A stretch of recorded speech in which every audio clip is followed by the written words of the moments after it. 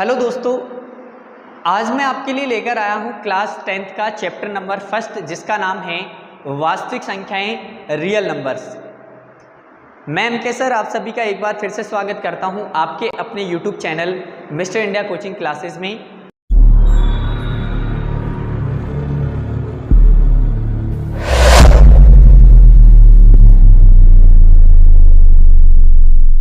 दोस्तों, real numbers क्या होते हैं, वास्तविक संख्याएं क्या होती हैं, इसके बारे में हम डिटेल में बात करेंगे। चैप्टर का नाम ही है वास्तविक संख्याएं। देखो, बच्चे पढ़कर निकल जाते हैं, बोर्ड एग्जाम देकर निकल जाते हैं, लेकिन उनको पता ही नहीं होता कि फर्स्ट चैप्टर का नाम क्या है। फर्स्ट चैप्टर का नाम क्या है वो इसलिए नहीं पता होता, और पता भी होता है तो बता नहीं पाते कि वास्तविक संख्याएँ होती क्या है। वो इसलिए नहीं पता होता क्योंकि कोई बात ही नहीं करता खुल के। चैप्टर का जो नाम है, चैप्टर में भाई नाम है चैप्टर का वास्तविक संख्या रियल नंबर्स, उस पर तो थोड़ा बहुत कुछ बात करो आप, है ना। उसके बारे में तो बहुत सारी चीज, चैप्टर का नाम ही वास्तविक संख्याएं रियल नंबर्स है, उस पर हम बात ही नहीं कर रहे। हम डायरेक्ट जाते हैं, क्वेश्चन स्टार्ट करते हैं और ख़त्म करके आ जाते हैं, है ना। समझ, बस हमें तो क्वेश्चन से मतलब है, क्वेश्चन हमारे होने चाहिए बस। इससे क्या कर लोगे आप, मार्क्स अच्छे आ जाएंगे। मार्क्स अच्छे लाकर क्या कर लोगे लाइफ में? जब तक आपके पास नॉलेज नहीं है सब्जेक्ट की, जब तक आपके पास जब तक आपके कॉन्सेप्ट क्लियर नहीं है सब्जेक्ट के, ब्रेक लगेगा आपके। लिख कर ले लो, ये लाइफ में सक्सेस नहीं हो पाते ऐसे लोग जो केवल मार्क्स के लिए भागते हैं। नॉलेज के पीछे भागने वाले ही ज़्यादातर सक्सेस होते हैं। तो नॉलेज के लिए पढ़ो, मार्क्स के लिए नहीं पढ़ना है। और नॉलेज अगर हमारे पास है तो मार्क्स तो खुद ब खुद चमकेंगे, ठीक है। जैसा आपने 3 इडियट्स में देखा है कि जो एक स्टूडेंट होता है वो नॉलेज के लिए पढ़ता है तो क्लास में टॉप करता है, कॉलेज में टॉप करता है, जबकि 2 जो स्टूडेंट होते हैं वो मार्क्स के पीछे भागते हैं तो वो क्लास में सबसे पीछे आते हैं, है ना। तो हमें एक्सीलेंस के पीछे भागना है, हमें नॉलेज के पीछे चलना है, मार्क्स के लिए नहीं। मार्क्स के लिए जाओगे तो फिर बोरिंग हो जाएगी, सब्जेक्ट समझ में ही नहीं आएगा। इससे पीछा छुड़ाने की बात करोगे हमेशा कि मैथमेटिक्स से कैसे भी हमारा पीछा छूटे, तो पीछा नहीं छुड़ाना है। इससे आपको एंजॉय करते हुए पढ़ना है, और एंजॉय करते हुए आप तब पढ़ पाओगे जब सब्जेक्ट में आपका इंटरेस्ट क्रिएट होगा, जब आपको इसको पढ़ने में मज़ा आएगा, आनंद आएगा। और वो आनंद तब आएगा जब आपकी बेसिक कॉन्सेप्ट क्लियर हैं, जब आपकी बेसिक चीज़ें क्लियर हैं। चैप्टर को स्टार्ट करने से पहले की जो बेसिक हैं वो चीज़ें आपको पता होनी चाहिए, तो फिर आगे की जो एक्सरसाइज आप करोगे उसमें मज़ा आएगा फिर पढ़ने में। कोई भी आपको चैप्टर से लेकर कोई चीज़ें पूछ लेता है तो फिर आप उसको बता पाते हो तो फिर मज़ा आता है हमें। लेकिन सपोज करो आपको पूरा चैप्टर आता है, कंप्लीट चैप्टर आपको आता है, सारे क्वेश्चन आप कर देते हो, लेकिन अगर कोई अच्छा सा स्टूडेंट है या कोई अच्छा सा टीचर है, वो आपसे फर्स्ट चैप्टर का नाम पूछेगा, सबसे पहले बताओ फर्स्ट चैप्टर का नाम क्या है, पता ही नहीं है, बस हमें तो क्वेश्चन करवा लो। चलो नाम आपने बता दिया, फिर वो पूछेगा कि क्या होती है रियल नंबर्स, क्या होते हैं वास्तविक संख्याएं, क्या होती हैं परिमेय संख्याएं, क्या होती हैं अपरिमेय संख्याएं, किससे डिनोट किया जाता है, पूर्ण संख्याओं को, होल नंबर्स को किस तरीके से डिनोट किया जाता है, इंटीजर्स क्या होते हैं, है ना। ये सारी चीज़ें पूछेगा और हमारी बत्ती गुल हो जाएगी, फिर हम बता ही नहीं पाएंगे। तो भाई ट्यूशन ही इम्पोर्टेंट नहीं होते हमारे लिए, जो बेसिक चीज़ें हैं वो भी हमारे लिए इम्पोर्टेंट होती हैं। और बेसिक चीज़ों को पढ़ते हुए चलोगे, सारी चीज़ों को ध्यान में रखते हुए चलोगे तो मज़ा आएगा सब्जेक्ट को पढ़ने में। कॉन्सेप्ट आपके धीरे धीरे क्लियर होते चले जाएंगे, और जो मैं चीज़ें बताऊँगा वो सारी चीज़ें आपको समझ में आएगी। मैं नहीं, कोई भी टीचर आपको बताएगा तो सारी चीज़ें समझ में तब आएगी जब पीछे की बेसिक चीज़ें आपको पता हैं, समझ रहे हो ना। तो बेसिक चीज़ों को पढ़ते हुए चलो। हमारे पास यहाँ पे रियल नंबर्स फर्स्ट चैप्टर है, वास्तविक संख्याएं। चैप्टर का नाम ही वास्तविक संख्याएं हैं, कोई बात ही नहीं करता डिटेल में, है ना। तो देखो, वास्तविक संख्याएं रियल नंबर्स जो हमारी होती है, इसके बारे में बात करने से पहले कुछ और संख्याएं होती है जिनके बारे में हमें पहले बात करनी है। सबसे पहले जैसे कि वास्तविक संख्याएं होती है, सबसे पहले जैसे प्राकृत संख्याएं होती हैं और भी कई सारी संख्याएं होती हैं। तो आइए फिर उन संख्याओं पे हम बात करते हैं जो कि हमारी वास्तविक संख्याओं से पहले आती हैं। अब तुम लोग गलती से अगर नए हो तो सब्सक्राइब करो, वो जो लाल वाला बटन है उस पर अपने जीजा जी फेंक के मारो या फूफा जी, मुझे नहीं पता, बस क्लिक हो जाना चाहिए। तो आइए दोस्तों, हमारे पास फर्स्ट नंबर होता है नेचुरल नंबर, जिसको हम लोग प्राकृत संख्या हिंदी में कहते हैं, और इसको डिनोट किससे किया जाता है? कैपिटल एन से। फर्स्ट जो हमारे पास नंबर है नेचुरल नंबर, प्राकृत संख्याएं जिनको कैपिटल एन से डिनोट करते हैं। आपको ध्यान रखना है कि नेचुरल नंबर को किससे डिनोट किया जाता है? कैपिटल एन से। एन यहाँ से उठा लिया, नेचुरल से स्टार्टिंग वाला एन हमने उठा लिया और कैपिटल एन से इसको डिनोट कर दिया। देखो नेचुरल नंबर जो होते हैं, प्राकृत संख्याएं जो होती हैं वो होती है 1 से लेकर n इज इक्वल्स टू 1 से लेकर 1 2 3 और कहाँ तक जाती है? इन्फिनिटी तक जाती है, अनंत तक जाती है। ये अनंत का चिन्ह है, इन्फिनिटी का चिन्ह है, इनफाइनाइट हम बोल सकते हैं, ठीक है। अनंत का साइन है या फिर इसको इनफाइनाइट बोल सकते हैं। तो 1 से लेकर 1 2 3 4 5 6 और करते करते हम लोग अनंत तक इनको ले जाएं तो फिर इन नंबर्स को क्या कहेंगे हम लोग? Natural number. ध्यान रखना, नेचुरल नंबर हमेशा 1 से स्टार्ट होता है और फिक्स नंबर आएगा, है ना। पॉइंट्स वगैरह की संख्याएं, पॉइंट्स वगैरह के नंबर्स इसमें नहीं आते, ना फ्रैक्शन वाले नंबर्स आते हैं, केवल 1 से स्टार्ट होगी। अब देखो, अगर आप ध्यान से ऑब्जर्व करो तो सवाल ये उठता है कि नेचुरल नंबर्स की ज़रूरत हमें क्यों पड़ती है? नेचुरल नंबर्स किस तरीके से, अगर इसकी खोज हुई तो कब इसकी खोज हुई होगी? क्या हमें ऐसी रिक्वायरमेंट हो गई कि नेचुरल नंबर्स की हमें ज़रूरत पड़ी? तो देखो, नेचुरल नंबर्स का जो उपयोग होता है वो किस लिए होता है? प्राचीन समय में जो लोग थे उनके सामने एक समस्या आती है, गिनने संबंधित समस्या, कि चीज़ों को काउंट किस तरीके से करें हम लोग। काउंट करने के लिए वस्तुओं को, कई सारी चीज़ों को काउंट करने के लिए लोगों के सामने समस्या आती है और फिर सबसे पहले जो संख्या की खोज होती है, जो नंबर्स की खोज होती है, उस नंबर्स को क्या नाम दिया? Natural number. और नेचुरल नंबर का उपयोग चीज़ों को काउंट करने के लिए किया जाता है, चीज़ों को गिनने के लिए किया जाता है। फॉर एग्जाम्पल अगर हम बात करें, जैसे कि हमारे पास 4 पेन है, ठीक है, तो मैं कहूँगा कि बताओ मेरे पास कितने पेन है, तो आप काउंट करके बताओगे कि 4 पेन है। क्या कभी पेनों की संख्या 4.5 या 3.5 ऐसी हो सकती है क्या? या 3 सही 1/2 पेन है मेरे पास, ऐसा हो सकता है क्या? या 1/2 पेन है, ऐसा हो सकता है? नहीं। तो जब भी चीज़ों को काउंट किया जाता है तो काउंट करने के लिए फिर किसका यूज़ किया जाता है?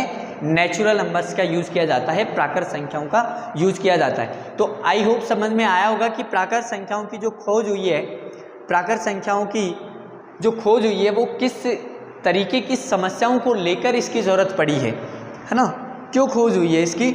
तो गिनने संबंधित, काउंट करने संबंधित जो समस्याएं थी उनको लेकर किसकी खोज हुई? नेचुरल नंबर्स की खोज हुई, प्राकृत संख्याओं की खोज हुई। हमें ध्यान रखना है, एन से इसको डिनोट करते हैं और 1 से लेकर इन्फिनिटी तक जाता है, 1 2 3 4 5 इन्फिनिटी तक जाता है, ठीक है। आगे देखिए, आगे हमारे पास सेकेंड नंबर है होल नंबर, पूर्ण संख्याएँ, जिसको हम लोग कैपिटल W से डिनोट करते हैं। यहाँ से W उठा लिया और W से हमने डिनोट कर दिया। देखो, नेचुरल नंबर और होल नंबर यानी कि प्राकृत संख्याओं में सिर्फ और सिर्फ इतना सा डिफरेंस है कि होल नंबर जो स्टार्ट होता है वो कहाँ से स्टार्ट होता है? 0 से। 0 1 2 3 और कहाँ तक जाएगा? वही इन्फिनिटी तक जाएगा, अनंत तक जाएगा। अब सवाल ये उठता है फिर से कि भाई प्राकृत संख्याओं से हमारा काम चल रहा था, फिर 0 की कहाँ से ज़रूरत पड़ गई हमें, है ना। जैसा कि आपको पता है 0 की खोज किसने की थी, है ना, आर्यभट्ट हमारा मैथमेटिशियन था, उसने 0 की खोज की थी। तो 0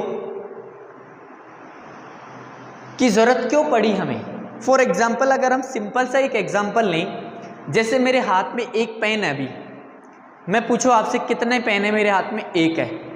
मैं इस पेन को साइड में उठा लेता हूं, अब बताओ मेरे हाथ में कितने पेन हैं? कुछ भी नहीं, अब मैथमेटिक्स में कुछ भी नहीं को क्या कहते हैं हम लोग, ज़ीरो कहा जाता है। कि लोगों के सामने ऐसी समस्या आती है कि भाई चीज़ों को हम काउंट कर रहे हैं, ठीक है हमारे पास दो चीज़ें कोई रखी हुई है तो हम कह देंगे दो है हमारे पास, लेकिन जब दोनों दो नहीं है, मतलब दोनों को ही हम साइड में कर दिया, जैसे हमारे पास 5 सेब है, 5 में से हमने 5 खा लिए, कितने बच गए, तो फिर उस चीज़ को हम किस तरीके से डिनोट करें मैथमेटिक्स में, तो फिर उसको क्या कह दिया, ज़ीरो। तो ऐसी समस्याओं को लेकर हमारे पास जो नंबर्स आए उनको हमने कह दिया होल नंबर्स, जिसको हम कैपिटल W से डिनोट करते हैं। ज़ीरो से स्टार्ट होती है और कहाँ तक जाती है, इन्फिनिटी तक। आगे देखो इंटीजर्स क्या होते हैं हमारे पास, पूर्णांक संख्याएं जो होती है वो क्या होती है। पूर्णांक संख्याओं को हम लोग, इंटीजर्स को हम लोग कैपिटल I या फिर Z से डिनोट करते हैं, कैपिटल I या Z से डिनोट करते हैं। देखो होल नंबर्स तक हमारे पास 0 तक आ गया। इंटीजर्स में क्या होता है, इंटीजर्स में 0 से छोटी संख्याएं यानी कि माइनस के नंबर्स भी इंक्लूड हो जाते हैं। माइनस के नंबर्स का मतलब क्या हुआ कि 0 से इधर चले तो -1, -2, -3, -4, इन्फिनिटी तक जाएगा। अब भाई इनकी ज़रूरत क्यों पड़ी हमें, है ना, सबका यूज़ हमें पता होना चाहिए कि क्यों ज़रूरत पड़ती है इनकी। तो माइनस के नंबर्स की क्यों ज़रूरत पड़ी, 0 तक तो हमारे होल नंबर्स थे, काम हो रहा था, माइनस के नंबर्स की क्यों ज़रूरत पड़ गई हमें। तो माइनस के नंबर्स की हमें ज़रूरत इसलिए पड़ती है, अगर हम एक सिंपल सा एग्जाम्पल लेकर समझते हैं तो समझने की कोशिश करना। जैसे कि कोई जगह हमारे पास है जिस पे टेम्परेचर की अगर हम बात करें तो किसी जगह का टेम्परेचर मान लो 4 डिग्री सेल्सियस है, 4 डिग्री सेल्सियस है, किसी जगह का टेम्परेचर 1 डिग्री सेल्सियस है, किसी जगह का जो टेम्परेचर है वो 0 से भी कम हो जाता है। तो फिर 0 से कम हो जाता है, फिर उस टेम्परेचर को मैथमेटिक्स में किससे नाम दें, किससे डिनोट करें उस टेम्परेचर को। तो फिर मैथमेटिशियंस ने क्या किया, उन नंबर्स को नेगेटिव में ले गए, फिर वो नेगेटिव नंबर्स उनको नाम दे दिया। जैसे कि 0 से छोटा हो गया, 1 छोटा है तो -1 हो गया, 2 छोटा है तो -2 हो गया, ठीक है। तो यानी कि इंटीजर हमारे पास जो होता है कैपिटल I से इसको डिनोट करेंगे, कैपिटल I या फिर Z से। कहाँ से स्टार्ट होगा, अगर देखो 2 तरीके से हम लोग इसको लिख सकते हैं। अगर हम 0 से राइट साइड में चलें तो प्लस के नंबर्स आएंगे 0, 1, 2, 3 और कहाँ तक जाएंगे, इन्फिनिटी तक। और 0 से लेफ़्ट साइड में चलें तो -1, -2 कहाँ तक जाएंगे, ये जाएंगे इन्फिनिटी तक, ठीक है। या तो ऐसे लिख दो या फिर आप ऐसे भी लिख सकते हो कि कैपिटल I या फिर Z = 0 +-1 +-2 और कहाँ तक जाएगा, +-इन्फिनिटी तक। ये हमारे पास प्लस इन्फिनिटी है, यानी कि प्लस का 1 भी होगा, प्लस का माइनस का 1 भी होगा, प्लस का 2 होगा, माइनस का 2 भी होगा। यानी कि हर एक नंबर माइनस के होंगे, हर एक नंबर प्लस का भी होगा। अब तुम कहोगे कि 0 +- क्यों लगाया, 0 के आगे +- क्यों नहीं लगाया। तो 0 पर +- काम नहीं करता, है ना। 0 पर अगर माइनस भी लगा दोगे तो कोई फ़र्क नहीं पड़ता, उससे वो 0 ही रहेगा, ठीक है। तो आई होप यहाँ तक आपको समझ में आया होगा। आगे देखो हमारे पास जो नंबर आता है 4 नंबर पे, वो आता है रेशनल नंबर, जिसको हम लोग परिमेय संख्याएं कहते हैं। किससे डिनोट करते हैं इसको, कैपिटल Q से हम लोग इसको डिनोट करते हैं। रेशनल नंबर क्या होते हैं हमारे पास, परिमेय संख्याएं क्या होती हैं, पिछली बहुत क्लासों से हम पढ़ते आए हैं। रेशनल नंबर, परिमेय संख्याएं, ऐसी संख्याएं जिनको हम P/Q के रूप में डिनोट करते हैं, ऐसी संख्याएं जिनको हम P/Q के फॉर्म में रिप्रेजेंट करते हैं, उन नंबर्स को क्या कहेंगे, हम रेशनल नंबर कहेंगे। अब बस इतना पता होता है हमें भाई P/Q के रूप में हम डिनोट करते हैं, लेकिन हमें ये पता नहीं होता कि P/Q के फॉर्म में रिप्रेजेंट करने का मतलब क्या होता है, ये हमें नहीं पता होता। बस हमें ये पता होता है, इतना हम रट के रखते हैं कि P/Q के रूप में जिसको हम प्रदर्शित कर दें, डिनोट कर दें, बस वो हमारे पास परिमेय संख्याएं हो जाएगी। अब हमें डिटेल में पता भी होना चाहिए कि P/Q के फॉर्म का मतलब क्या है। तो देखो अगर हम Q की बात करें तो वो नंबर्स, Q की अगर हम बात करें, रेशनल नंबर की बात करें, तो हमारे पास P बटे Q के फॉर्म के नंबर्स आने चाहिए। P बटे Q के फॉर्म के नंबर्स का क्या मतलब है, देखो मैं समझाता हूँ। यहाँ पे P अपॉन Q के फॉर्म के नंबर्स होने चाहिए वेयर जहाँ P एंड Q क्या है, कोई इंटीजर्स है, कोई क्या है, P और Q कोई भी इंटीजर्स हो सकते हैं, बट एक चीज़ का ध्यान हमें रखना है, but Q not equal to 0, Q 0 के इक्वल नहीं होना चाहिए। क्या मतलब है इसका, ध्यान से समझते हैं। देखो P कोई इंटीजर हो सकता है, बिल्कुल हो सकता है। इंटीजर का मतलब 0 आ सकता है, प्लस का 1 आ सकता है, प्लस का 2 माइनस का 1 आ सकता है, प्लस का 10 आ सकता है, माइनस का 15 आ सकता है, कुछ भी आ सकता है P की जगह, कोई दिक्कत नहीं है, ठीक है। Q की जगह भी कोई भी इंटीजर आ सकता है, लेकिन उसने साफ साफ बोला है कि Q की जगह 0 नहीं होना चाहिए, यानी कि नीचे 0 नहीं आना चाहिए। अब नीचे 0 आने से क्या मतलब है, जैसे कि 4/3 हो सकता है या 0/4 हो सकता है, लेकिन 4/0 नहीं हो सकता। ये फिर रेशनल नंबर में नहीं आता, ये फिर परिमेय संख्याओं में नहीं आएगा। क्यों नहीं आएगा, 0 होने से क्या ऐसा हमारे पास हो जाता है, क्या समस्या हो जाती है कि 0 अगर नीचे आ जाए तो फिर वो रेशनल नंबर क्यों नहीं होता। 0 ऊपर है तो फिर हो रहा है, लेकिन नीचे नहीं है, नीचे अगर है तो फिर क्यों नहीं हो रहा है भाई, रीज़न तो हमें पता होना चाहिए ना। देखो हर एक चीज़ का हम यहाँ पर रीज़न पता करते हुए चलेंगे, है ना, रट्टा नहीं मारना। मैंने आपको पहली क्लास से ही ये समझाया है कि रट्टा हम कोई भी सब्जेक्ट में, कोई भी क्वेश्चन में, किसी भी टॉपिक में हम रट्टा नहीं मारेंगे, मैथमेटिक्स की तो अगर हम बात करें तो, है ना। तो देखो यहाँ पर 0 नीचे इसलिए नहीं आता क्योंकि अगर हमारे पास नीचे 0 आ जाता है तो फिर उसका रिजल्ट हमें मिलता है इन्फिनिटी, और इन्फिनिटी का कोई मतलब ही नहीं होता। देखो अनंत क्या है, अनंत को हम डिफाइन ही नहीं कर सकते, इन्फिनिटी को हम डिफाइन ही नहीं कर सकते। तो जब हमारे पास रिजल्ट इन्फिनिटी आ रहा है, इससे तो रिजल्ट हमें 0 मिल जाएगा भाई। रेशनल नंबर से हमें कुछ ना कुछ रिजल्ट मिल रहा है।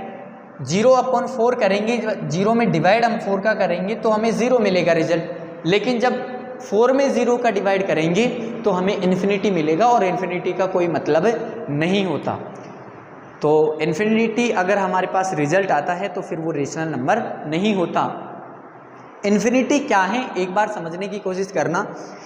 जैसे कि हम यहाँ पर हमने सबसे पहले बात की नेचुरल नंबर 1 से लेकर इन्फिनिटी तक जाते हैं। क्या है इन्फिनिटी, कितने नंबर्स होते हैं। अगर हम लिखना स्टार्ट करें ना नंबर्स को, 1 से लेकर आप नंबर्स लिखते जाओ, ये तो बहुत बड़े नंबर्स हो गए, तो बहुत ज़्यादा हो गए। हम नेचुरल नंबर्स की केवल बात करें, 1 से लेकर स्टार्ट करो लिखना। दुनिया की जितनी भी ऐसी चीज़ें हैं जिस पर आप लिख सकते हो, आप पेन पर लिख सकते हो, आप कॉपी पर लिख सकते हो, आप दीवार पर लिख सकते हो, आपको जो भी जगह मिल जाए ना उस पर आप लिख लो, फिर भी नंबर्स आपके ख़त्म नहीं होंगे। तो इसका मतलब आपको थोड़ा बहुत आइडिया लग गया होगा कि ब्रह्मांड की जितनी भी चीज़ें हैं ना उस पर आप लोग नंबर्स को लिखना स्टार्ट करो, और लिखते लिखते वो चीज़ें कम पड़ जाएंगी लेकिन आपके नंबर्स ख़त्म नहीं होंगे। तो इसका मतलब आपको आइडिया लग गया होगा कि इन्फिनिटी क्या है। पता ही नहीं है क्या, कहाँ तक जाना है हम कह ही नहीं सकते, हम बता ही नहीं सकते कहाँ तक जाना है। तो इन्फिनिटी ये है। अब पता ही नहीं है कहाँ है इन्फिनिटी, कहाँ तक जाना है हमें, तो फिर वो रेशनल नंबर कैसे हो सकता है। रेशनल नंबर में तो फिक्स एक रिजल्ट तो मिलेगा हमें भाई। 4 में 3 का हम डिवाइड करेंगे तो हमें रिजल्ट मिलेगा, हम 0 में 4 का डिवाइड करेंगे तो हमें 0 रिजल्ट मिलेगा, लेकिन हम 4 में 0 का डिवाइड करेंगे तो हमें कोई रिजल्ट नहीं मिलेगा, हमें इन्फिनिटी मिलेगा। और नीचे 0 आने से इन्फिनिटी क्यों मिलता है, इसका भी रीज़न है, इसका एक प्रूफ होता है जो कि हम इस क्लास में नहीं करने वाले, किसी फ्री क्लास में। अगर आप लोग चाहते हो कि ये प्रूफ करके दिखाओ सर कि नीचे अगर 0 आता है तो इन्फिनिटी क्यों बनता है, कमेंट करके मुझे बताएं। और कमेंट करके अगर आप बताते हो तो मैं इसका एक पर्टिकुलर वीडियो आपके सामने बना के दूंगा जिसमें नीचे 0 आने से फिर नंबर्स का रिजल्ट इन्फिनिटी क्यों बन जाता है। ज़रूरी नहीं या 4 ही हो, किसी भी नंबर्स के नीचे अगर 0 आ जाता है तो फिर उसका रिजल्ट हमेशा इन्फिनिटी ही बनता है।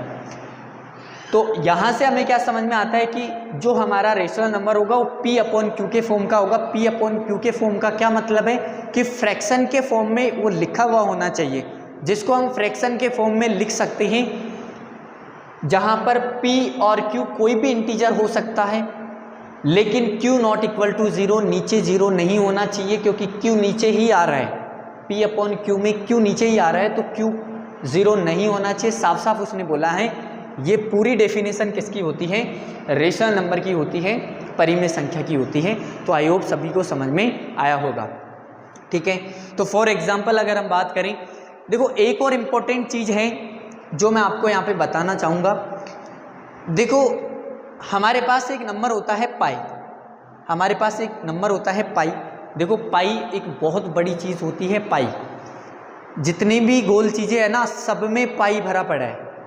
पाई के बारे में अगर आप जानना चाहते हो कि पाई क्या है तो इसका भी आप कमेंट करके बताएं मुझे। इसका भी एक पर्टिकुलर वीडियो बनेगा जिसमें लगभग आधा घंटे का मैं वीडियो बना के आपको दूंगा, जिसमें बहुत डिटेल में मैं आपको बताऊंगा पाई के बारे में, क्या होता है पाई। बहुत बड़ा रोल होता है इसका पाई का। देखो पाई की वैल्यू हम लोग यूज़ करते हैं 22/7। पाई की वैल्यू हम लोग यूज़ करते हैं 22/7। अभी मैं थोड़ा ही बताऊंगा, डिटेल में बात नहीं करूंगा। देखो पाई की वैल्यू हम यूज़ करते हैं 22/7।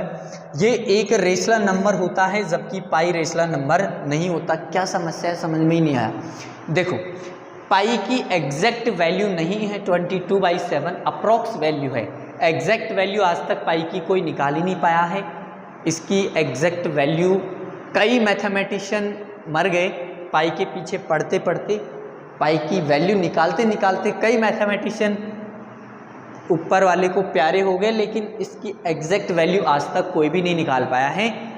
लेकिन हम 22/7 यूज़ करते हैं, वो हमारा रेशनल नंबर होता है। और रेशनल नंबर ये इसलिए होता है क्योंकि ये P अपॉन Q के फॉर्म में लिखा हुआ है, जबकि पाई की वैल्यू को हम P अपॉन Q के फॉर्म में नहीं लिख सकते। एग्जैक्ट वैल्यू है ही नहीं तो कहाँ से लिखेंगे, है ना। तो 22/7 एक रेशनल नंबर है, जबकि पाई एक रेशनल नंबर है। क्वेश्चन आता है डायरेक्ट एग्जाम में, बोर्ड एग्जाम में आ जाता है, कॉम्पिटिटिव एग्जाम में आ जाता है ना। प्रतियोगी जो परीक्षाएं होती है हमारी, उनमें आ जाता है कि पाई एक परिमेय है या अपरिमेय। तो कई दिमाग लगा जाते हैं। पाई की वैल्यू 22/7 होती है, P/Q के फॉर्म का है, तो क्या होगा, परिमेय पे टिक करके आ जाते हैं, जो कि गलत हो जाता है। पाई अपरिमेय होता है ना, ये ध्यान रखना। आगे देखिए, हमारे पास नेक्स्ट नंबर है इरेशनल नंबर, जिसको हम लोग अपरिमेय संख्या कहेंगे। अपरिमेय संख्या क्या होती है? देखो हम लोग इससे Q' से डिनोट करते हैं। किससे डिनोट करते हैं? Q' से। परिमेय संख्या वो होती है जिसको हम P अपॉन Q के फॉर्म में लिख सकें, और अपरिमेय संख्या वो होती है जिसको हम P अपॉन Q के फॉर्म में नहीं लिख सकते। आप डिनोट ही नहीं कर सकते उसको P अपॉन Q के फॉर्म में। क्यों नहीं डिनोट कर सकते? क्यों नहीं डिनोट कर सकते? क्योंकि उनका कोई फिक्स वैल्यू ही नहीं होती। अपरिमेय संख्या की कोई फिक्स वैल्यू नहीं होती। नहीं समझ में आता, परिमेय संख्या समझ में ही नहीं आई हमें क्या है होती है। आपने कहा P अपॉन Q के फॉर्म में हम नहीं लिख सकते, जिसको वो हमारी अपरिमेय संख्याएं होती हैं। क्या मतलब है इसका? तो देखो इसके बारे में हम डिटेल में बात करते हैं। P अपॉन Q के फॉर्म में इतना आप नोट कर लो, मैं ऊपर वाले को मिटा रहा हूँ, और फिर हम अपरिमेय संख्या के बारे में थोड़ा सा डिटेल में बात करते हैं। देखो आगे भी इसके बारे में आएगा तो और हम वहाँ पर बात करेंगे। थोड़ा बहुत मैं आइडिया आपको यहाँ पर दे देता हूँ। देखो अपरिमेय संख्याओं की अगर हम बात करें तो अपरिमेय संख्या किस टाइप की होती है, थोड़ा सा मैं हिंट दे देता हूँ आपको। जैसे कि फॉर एग्जांपल हमारे पास कोई नंबर है 1.202002002 और 4 टाइम्स 02 और इस तरीके से ये इन्फिनिटी तक जा रहा है। अपरिमेय संख्याओं की अगर हम बात करें, इरेशनल नंबर्स की अगर हम बात करें, तो पॉइंट्स के बाद में इन्फिनिटी तक जाता है। पहली चीज़ देखो, पॉइंट्स के बाद में इन्फिनिटी तक रेशनल नंबर भी जाते हैं।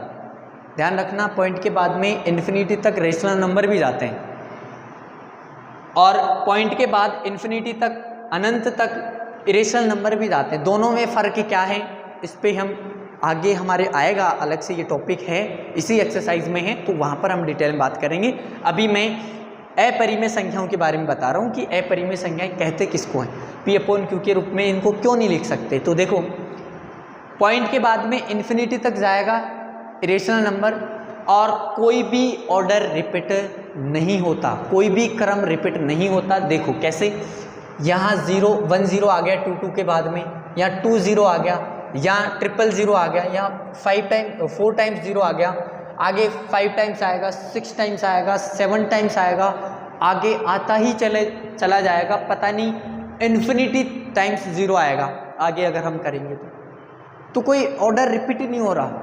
हम बता ही नहीं सकते कि क्या चल रहा है, फिक्स हम लिख ही नहीं सकते। लेकिन अगर इसी तरीके से हमारे पास कोई नंबर है जैसे कि 1.242424, तो ये इरेशनल नंबर है क्या? नहीं, ये एक रेशनल नंबर है, क्योंकि ऑर्डर रिपीट हो गया। यहाँ पे 1.24 बार बार हमारा रिपीट हो रहा है, तो हम इसको डायरेक्ट लिख देंगे 1.24 पे बार लगा देंगे, ठीक है। इस नंबर को हम P अपॉन Q के फॉर्म में लिख सकते हैं, जबकि इस नंबर को हम P अपॉन Q के फॉर्म में नहीं लिख सकते। इस नंबर को हम P अपॉन Q के फॉर्म में नहीं लिख सकते। इस नंबर को P अपॉन Q के फॉर्म में किस तरीके से लिखा जाता है, एक्सरसाइज है हमारी इसमें। कंप्लीट एक एक्सरसाइज ऐसी है जिसमें हम रेशनल नंबर जो पॉइंट के बाद में इन्फिनिटी तक जाते हैं उसको P अपॉन Q के फॉर्म में किस तरीके से डिनोट किया जाता है, 9th क्लास में भी आता है, डिटेल में है 9th क्लास में, तो है ना। तो ये रेशनल नंबर होता है, ठीक है। इनको P अपॉन Q के फॉर्म में किस तरीके से डिनोट किया जाता है 9th क्लास के फर्स्ट चैप्टर में आप पढ़ के आए होंगे। और भी अगर आप ज़रूरत पड़ेगी हमारी तो मैं यहाँ पे बता दूंगा कि P अपॉन Q के फॉर्म में इसको किस तरीके से हम डिनोट करेंगे। इसको तो हम कर ही नहीं सकते क्योंकि कोई ऑर्डर रिपीट ही नहीं हो रहा। तो आई होप सभी को समझ में आया होगा कि परिमेय संख्याओं और अपरिमेय संख्याओं में क्या डिफरेंस होता है, रेशनल नंबर और इरेशनल नंबर में क्या डिफरेंस होता है। रेशनल नंबर को हम फ्रैक्शन के रूप में लिख सकते हैं, और फ्रैक्शन के रूप में या फिर पॉइंट के फॉर्म में अगर हम लोग लिखें तो वो फिर इन्फिनिटी तक जा सकता है। लेकिन इन्फिनिटी तक अगर कोई नंबर जाएगा रेशनल नंबर का तो फिर उसमें ऑर्डर रिपीट होगा, ध्यान रखना। कोई नंबर हमारे पास 2.5 है, रुक गया ये, तो रेशनल नंबर होगा, है ना। कोई नंबर हमारे पास 2.525 है, ये रुक गया तो रेशनल नंबर होगा। तो ये आपको समझ में आना चाहिए। कोई ऑर्डर रिपीट अगर किसी संख्या में हो जाए, इन्फिनिटी तक जाए, तो भी वो क्या होगा, रेशनल नंबर होगा। अब हम बात करते हैं जो कि हमारा चैप्टर है वास्तविक संख्याएं, रियल नंबर्स। तो देखो रियल नंबर्स क्या होते हैं। रियल नंबर्स हमारे होते हैं जिसमें दोनों नंबर्स आ जाते हैं, रेशनल नंबर और इरेशनल नंबर। रेशनल नंबर और इरेशनल नंबर दोनों को अगर हम ज्वाइन कर दें, दोनों को अगर हम मिला दें, तो फिर हमारे पास क्या बनता है, रियल नंबर्स बनते हैं। हमारे पास क्या बनते हैं, रियल नंबर्स बनते हैं, जिनको हम लोग कैपिटल R से डिनोट करते हैं। तो capital R is equals to क्या आ जाएगा, Q plus Q dash. Rational और इरेशनल नंबर को अगर हम मिला दें तो फिर हमारे पास क्या मिल के आता है, रियल नंबर्स आते हैं, वास्तविक संख्याएं आती हैं। तो इससे आपको समझ में आया होगा कि परिमेय संख्याओं में सारी संख्याएं आ जाती हैं। देखो मैंने यहाँ पे लिखा था प्राकृत संख्याएं, सबसे पहले नेचुरल नंबर्स लिखी थी। सारी की सारी नेचुरल नंबर्स किस में आ जाती हैं, होल नंबर्स में। कंप्लीट होल नंबर्स किस में आ जाते हैं, इंटीजर्स में, क्योंकि 0 से स्टार्ट होता है ना, 0 से इन्फिनिटी तक तो इंटीजर में भी आते हैं। ये 1 से स्टार्ट होता है नेचुरल नंबर, जो कि होल नंबर में आ जाता है। कंप्लीट इंटीजर क्या होते हैं, रेशनल नंबर होते हैं। ध्यान रखना, कंप्लीट इंटीजर पूरे की पूरी जो पूर्णांक संख्याएं होती है, पूरी की पूरी जो इंटीजर्स होते हैं, वो सारे रेशनल नंबर होते हैं। कैसे, देखो हमारे पास -4 है, ये रेशनल नंबर होता है। क्यों होता है, इसको हम P अपॉन Q के फॉर्म में लिख सकते हैं। देखो कैसे, इसके नीचे कुछ नहीं है तो हम लोग 1 लगा सकते हैं। अरे 4 के नीचे 1 लगा सकते हैं। P अपॉन Q के फॉर्म का हुआ कि नहीं हुआ, हुआ ना। P का काम कौन कर रहा है, -4, और Q का काम कौन कर रहा है, 1। Q 0 के इक्वल है क्या, नहीं है। Q 0 के इक्वल अगर नहीं है तो इसका मतलब रेशनल नंबर है, वास्तविक परिमेय संख्या है। तो किसी भी इंटीजर को हम लोग रेशनल नंबर के रूप में लिख सकते हैं, या यूँ कह सकते हैं कि सारे के सारे जो हमारे इंटीजर्स होते हैं वो रेशनल नंबर होते हैं। तो रेशनल नंबर में कंप्लीट इंटीजर्स आ जाते हैं और वो फ्रैक्शन वाले नंबर्स भी आ जाते हैं, डेसिमल वाले नंबर्स भी आ जाते हैं, पॉइंट्स वाले दशमलव वाली संख्याएं भी आ जाती हैं, और सारे के सारे वो नंबर्स भी आ जाते हैं जो पॉइंट्स के बाद में इन्फिनिटी तक जा रहे हैं और कोई ऑर्डर भी रिपीट नहीं हो रहा। तो इन दोनों को मिलाकर हमारे पास रियल नंबर बनते हैं, यानी कि दुनिया में ऐसी कोई नंबर्स ही नहीं बचे अब जो रियल नंबर में नहीं आते होंगे, है ना। एक और नंबर होते हैं जो हमारे 11th क्लास में आती है, कॉम्प्लेक्स नंबर, सम्मिश्र संख्याएं, जो कि इमेजिनरी होती है, काल्पनिक होती है। हमारे अभी तक 10 तक रियल नंबर्स ही हैं, है ना। तो लगभग दुनिया की सारी संख्याएं किस में आ जाती हैं, रियल नंबर्स में। कोई भी संख्या बचती नहीं है, सारी की सारी रियल नंबर्स में आ जाती है। तो ये होते हैं हमारे पास रियल नंबर्स। रियल नंबर्स में सारी संख्याएं आ गई, है ना, परिमेय भी आ गई और अपरिमेय भी आ गई। कोई नंबर्स ही नहीं बचता जो रियल नंबर में नहीं आता। रियल नंबर्स की जो लाइन होती है 9th क्लास में आपने पढ़ा होगा, फिर रूट वाली संख्याओं को भी हम रियल वास्तविक लाइन पर दिखाते हैं। जैसे कि √3 को हमने वास्तविक संख्या रेखा पर, ये क्या होती है, वास्तविक संख्या रेखा होती है। इस पर अगर हमें √3 को दिखाना है तो किस तरीके से हम लोग दिखाते हैं, 9th क्लास की फर्स्ट एक्सरसाइज में हमारे हैं। तो वहाँ पर आप लोगों ने पढ़ा होगा, नहीं पढ़ा है तो फिर 9th क्लास का वीडियो आप देख सकते हो, ठीक है। तो आज के लिए हम लोग इतना ही करने वाले हैं। नेक्स्ट क्लास में हम एक्सरसाइज 1.1 के बारे में बात करेंगे। 1.1 के बारे में बात करने से पहले दो हमारे कुछ टॉपिक रह रहे हैं, यूक्लिड विभाजन प्रमेय, यूक्लिड डिवीज़न लेमा और यूक्लिड डिवीज़न एल्गोरिदम। ये दो टॉपिक हैं, छोटे से टॉपिक हैं, दोनों कंप्लीट ज़्यादा से ज़्यादा 4-5 मिनट उसमें लगेंगे या 10 मिनट मैक्सिमम उसमें लगेंगे। उसके बाद में हम लोग एक्सरसाइज 1.1 स्टार्ट कर देंगे, जो कि नेक्स्ट क्लास हमारी होगी, ठीक है। तो मिलते हैं फिर नेक्स्ट वीडियो में, अपना ख्याल रखिएगा। और अगर तुम लोग नए हो तो सब्सक्राइब करो, वो जो लाल वाला बटन है उस पर फूट फेंक के मारो या फिर मोमबत्ती, मुझे नहीं पता, बस क्लिक हो जाना चाहिए।